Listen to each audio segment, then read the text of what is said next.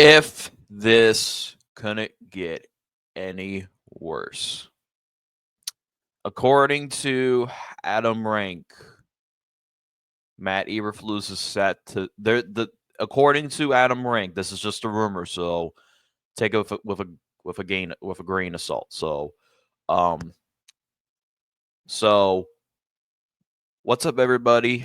This is Michael here today with another video. So, according to Adam Rank, okay, he was on the Sick podcast. I'm a lot late on this video, so I want to, according to a circle that he's familiar, he's has connections to sources that are familiar with Ryan Poles, and we hear a lot about Ben Johnson. We hear like a lot about Lagan, but according to Adam Rank, there's a strong possibility that regardless of the outcome, Matt Eberflus is staying. So let's watch the video and I'll give my thoughts on it.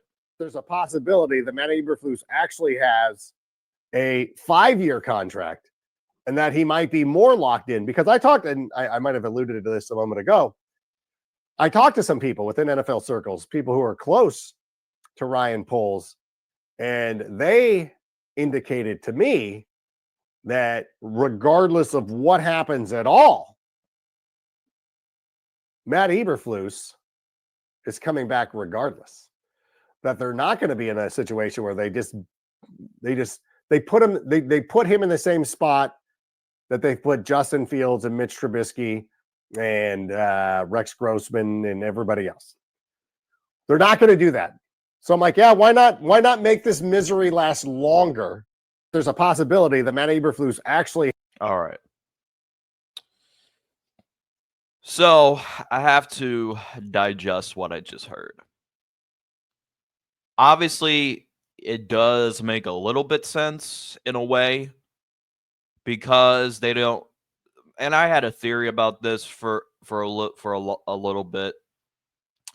I think Matt Eberflus does not want Caleb Williams to go through what Rex Grossman went through. Like I said, I can't comment. I guess Rex Grossman went through 2 coaching staffs when he got drafted. If some Bears fans can remind me about that, because I wasn't around during that time. I was just a kid learning about football. But he does not want Caleb to go through what Rex Grossman went through, what Mitch Trubisky went through, and what Justin Fields went through. Is that they don't want to fire the head coach that drafted Caleb and then bring in a new head coach that didn't draft Caleb. So the timeline does not add up.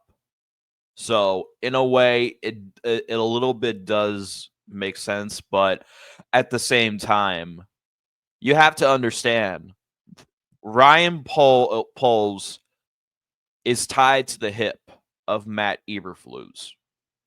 And I know people have their theories. They're talking about, no, it wasn't him. The McCaskies were involved. Bill Polian, this, that, yada, yada. At the end of the day, Ryan Poles committed. He said it on a press conference that Matt Eberflus was his guy that he selected, and he trusts Matt Eberflus to get it done. So it's an indictment on Ryan Poles as well. And I already given you my thoughts about Matt Eberflus. Matt Eberflus is nothing but a solid defensive coordinator. He is not a NFL caliber head coach. I don't know what Ryan Poles sees in him that we Bears fans don't, but this is a recipe for disaster. And look, all the candidates for head coaches, Lincoln Riley, probably Ben Johnson, so and so, or possibly other head coaching candidates out there. Well, maybe besides Ron Rivera, who I don't know why, but at the same time, would you rather have the potential of a head coach like a Ben Johnson or Lincoln Riley, well, I don't want Lincoln Riley, but you get the point. Would you rather have the potential of what the head coach candidates have to offer, or would you rather stick with the guy that you know that has not been proven to can get you to the promised land? Matt Eber, like I said, if you take out the first year, okay, the first year was a complete rebuild. We didn't have any talented players. Other than that, Matt Eberflus has not proven to be a successful head coach. Winless on Sundays. And like I said, no one's denying Matt Eberflus has a very good home record. But if you're not at home, when Matt Eberflus is not at home, the record says otherwise. You're 3-18. You're 3-18 when it comes to non-home games. And a real head coach does good regardless where they are. That's how the good head coaches succeed, and that's why I feel like Ryan Poles. If Ryan Poles keeps like I said, if Matt Eberflus does not change things, and trust me, the home record is not going to stay undefeated forever. I can almost promise you that, because if you look at our upcoming schedule, it's going to get hard. Yeah, you may win against the Patriots, but I would not be surprised if you lose this. But you got the Packers, divisional, which for some reason Matt Eberflus gets outcoached by Matt LaFleur the majority of times that he has played against the Packers. Then you got the Minnesota Vikings, tough opponent. They're frauds, but they're tough. Then you got the Detroit Lions. Then you got then you got the Seattle Seahawks, who are underrated on this year. So let's just say you squeak 2 wins. Like I said, there is only 2 winnable games I could see: the game tomorrow and the Seattle Seahawks game. Other than that, the Bears have pretty tough opponents down the stretch, and it's gonna be pretty ugly. But if Ryan Poles keeps Matt Eberflus after winning 2 games down the stretch, Ryan Poles is ultimately setting himself to be fired.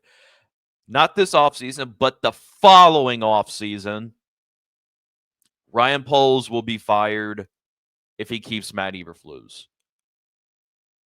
So, because you already know what you're going to get out of Matt Eberflus. You're going to win like 6 or 7 games, maybe 8 if you're lucky next year. And then they're going to be like, well, you had an opportunity to hire Ben Johnson. You had an opportunity to hire Bill Belichick. You could there were many candidates, but you chose to stick with Matt Eberflus. So, and at least you had an excuse when you kept Eberflus last offseason, because you wanted him to draft his quarterback. This time, you don't have an excuse. So Ryan Poles will be fired next offseason if the Bears decide to keep Matt Eberflus, if they do not get something done throughout the stretch. So that's just my thoughts on it. I do want to hear you guys rant a little bit in the comment section down below. But like I said, this is just a rumor, but I would not be surprised, because Ryan Poles said it on the Pat McAfee show that they were brought in to stop the cycle, to put an end to the cycle. But like I said, to me, you already know what you get in Matt Eberflus. So why stick with him? Why stick with him when you can have someone with the potential like a Ben Johnson? But that's just my thoughts on it. Let me know what you guys think in the comment section down below. As always, thanks for watching. And I'm not saying bear down until the Bears give me a reason.